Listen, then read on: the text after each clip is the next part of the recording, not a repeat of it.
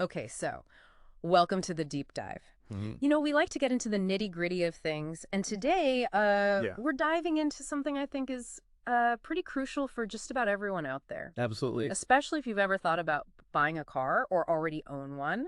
Mm. We're talking about the real cost of owning a car, like beyond the sticker price you see on the lot, that shiny new car smell. Right.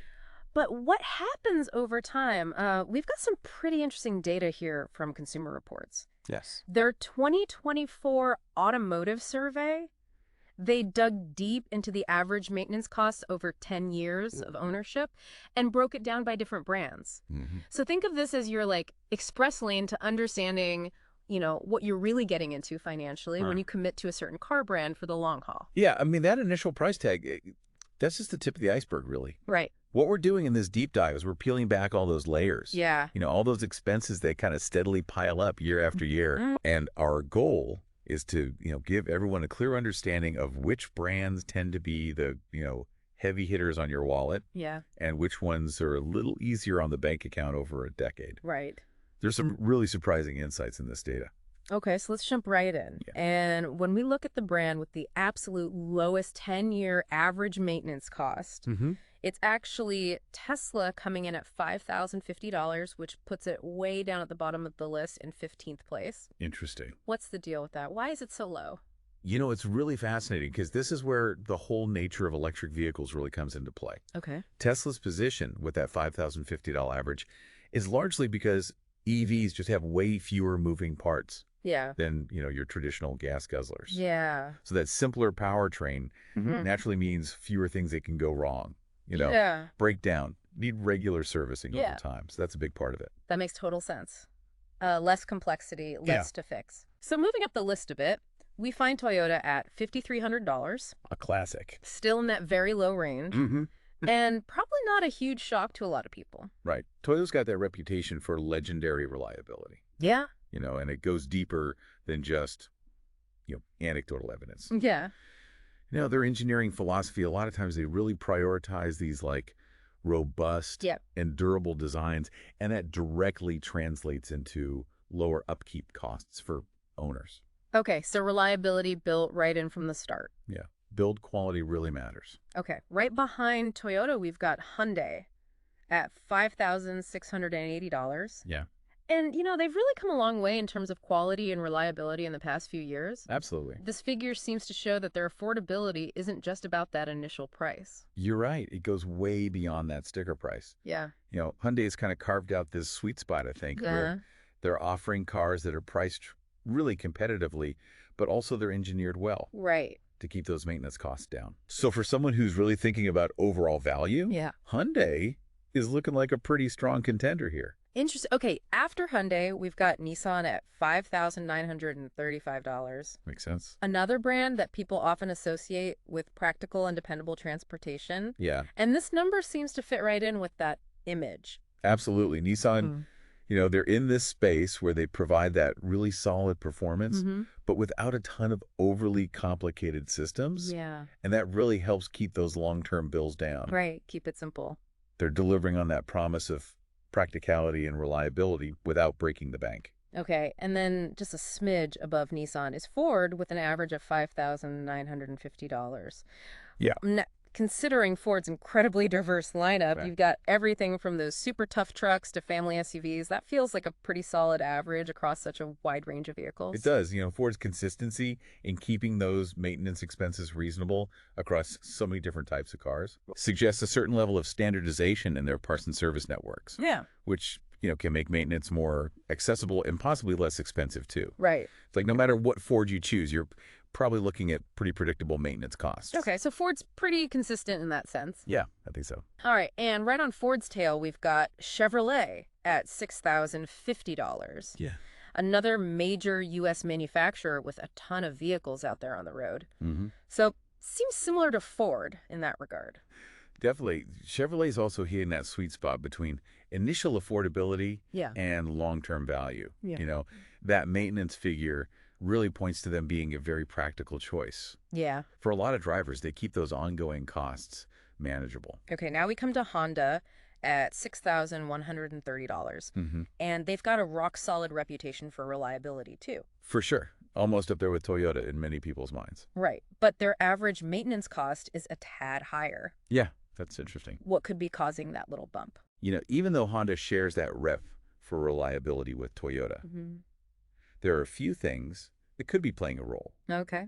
It could be that their recommended service intervals are just a bit more frequent, Mm-hmm. or maybe some of their standard features, Yeah. or the way they engineer things lead to slightly more involved routine maintenance, Yeah. just kind of nudging that average cost up a bit Yeah. Makes sense. over those 10 years. All right. And then we move into the mid $6,000 range. Okay. We see Jeep at $6,470.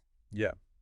And that seems to intuitively make sense when you think about what Jeeps are really used for. Absolutely. Jeep is all about adventure, Yeah. off-roading. Yeah. And that's really interesting to think about here. Mhm. Yeah. How the way a car is meant to be used can really affect its long-term maintenance needs. Yeah. Off-roading puts a lot more stress on all those mechanical parts. Right. So it makes sense that they might need more repairs and servicing as they get older. Right. More wear and tear. Exactly. Next up is Volkswagen at $6,640. Often seen as a bit more stylish Yeah. with that distinct European engineering. Yeah, a little more flair. Does that play a role in potentially higher maintenance costs?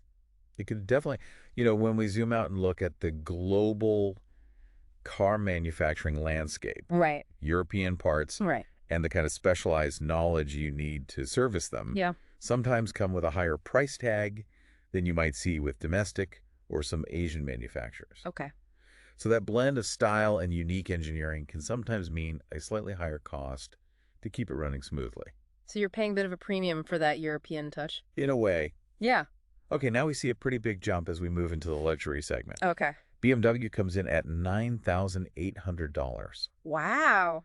That's a significant lead from Volkswagen. It is. What's driving that increase? Well, it really highlights this pattern we see. Yeah. Luxury often means higher ownership costs. Yeah, BMWs are known for their performance and their really sophisticated engineering. right. And that level of premium design usually requires premium care. Yeah. You're talking more specialized parts, special fluids, Yeah. highly trained technicians. Right. All of that adds up to higher maintenance expenses down the line. Okay, so it's not just the parts themselves. It's the whole ecosystem of maintenance. Exactly. The expertise, the specialized labor, all of that factors in. Okay. And then right above BMW, we have Volvo at $9,825. Yeah, Famous for their focus on safety and comfort. right. Safety is their thing. But it looks like that emphasis also comes with higher long-term costs. Yeah, interesting, isn't it? Why might that be? Well, Volvo's commitment to all those advanced safety features Mm-hmm. and that luxurious, comfy feel, Yeah. it often means they're using more complex electronic and mechanical systems Yeah. and maintaining and repairing those intricate systems. Yeah. It demands specialized expertise, and often those parts are more expensive too. Right. So the technology that makes them safer and more comfortable is also more expensive to maintain. Yeah, it's a trade-off in a way. Okay. We continue climbing the maintenance ladder with Audi at $11,050. Another German luxury brand. Exactly. Are we starting to see a pattern here? Definitely a trend is emerging here. Yeah. Audi with their high-tech features, sophisticated engineering, Yeah. and, sleek design. Mm. They definitely fall into this category where those premium features and complex systems mean you're going to pay more to keep them running. Right. They often have cutting-edge technology that can be really tricky and therefore pricier to diagnose and repair. So staying ahead of the curve technologically comes at a cost. It does, especially when it comes to repairs down the line. And then there's Mercedes-Benz at $13,100. Yeah, another top-tier German manufacturer. And the maintenance cost really shows that premium status. Absolutely. Mercedes-Benz is like the embodiment of top-tier engineering, Yeah. luxury, and often high performance. Mm. And while they are known for being reliable, Right. the sheer cost of servicing that level of engineering, Yeah. yeah, combined with the price of their parts, which are high quality, often proprietary, Yeah. just inevitably leads to higher service bills as the car gets older. So you're paying for the prestige and performance with those higher maintenance costs. You are, it's part of the package. We're getting close to the top of the list now, and here comes Porsche with a hefty $16,000 Wow. for average 10-year maintenance. That's a serious number. It really is something to consider. It does align with Porsche's image as a high-performance brand, though. Right. These cars are demanding. Yeah. and the cost of their specialized high-performance parts, Right. plus the level of expertise you need to service them properly, Yeah. it all pushes those maintenance costs way up. So performance comes at a premium in terms of maintenance as well. It definitely does. You're paying for that precision engineering and top-notch performance. Okay, and finally, at the very top of the list, the most expensive brand to maintain over 10 years. Here we go. It's Land Rover with a whopping average of $17,450. Wow, that's a big jump even from Porsche. It is what makes Land Rover so expensive to keep running. Well, Land Rover occupies this unique space. They combine high-end luxury with serious off-road capability. Right. And it seems like this blend of complex systems designed for both on-road smoothness and off-road toughness Yeah. ends up creating the highest long-term maintenance burden. Yeah. Their systems are so sophisticated. Right. And there's the potential for more wear and tear from all that off-roading. Right. So that likely contributes to their leading position in maintenance costs. So if you're going to venture off the beaten path with the Land Rover, Yeah. you better be prepared to pay for it. Right. It's all part of the adventure. It's pretty wild when you look at the extremes here, you know? Tesla just over $5,000 and Land Rover over $17,000. A huge difference. That's a massive difference in potential costs over just one decade of ownership. This is a real eye-opener. It really highlights how important it is to think about the long-term financial impact of the brand you choose. Absolutely. You know, and for all of you listening out there, Yeah. the big takeaway here is this goes way beyond just comparing sticker prices at the dealership. Right. These numbers represent real money that real owners have spent to keep their cars in good shape for 10 years. Yeah. This data gives you a clear picture of those often hidden costs that can really impact your total cost of ownership. Right. It's like a shortcut to understanding this crucial but often ignored part of buying a car. So the main point of this deep dive is super clear. Yeah. The long-term cost of owning a car, especially when it comes to maintenance, can be drastically different from one brand to the next. It's not just a small detail. Yeah. It's a major financial factor that you absolutely need to think about, Right. along with that initial purchase price. Absolutely, when you're shopping for a new or even a used car. Exactly. Making smart choices now by factoring in this data on 10-year maintenance costs could save you a ton of money Thousands of dollars. over the next decade of owning that car. Yeah. It's about looking past the excitement of a new car Right. and really thinking about that long-term financial journey Yeah. you're embarking on with that make and model. So as you're taking in all this information on maintenance costs, it really makes you think. It does. How might this data change your perspective the next time you're car shopping?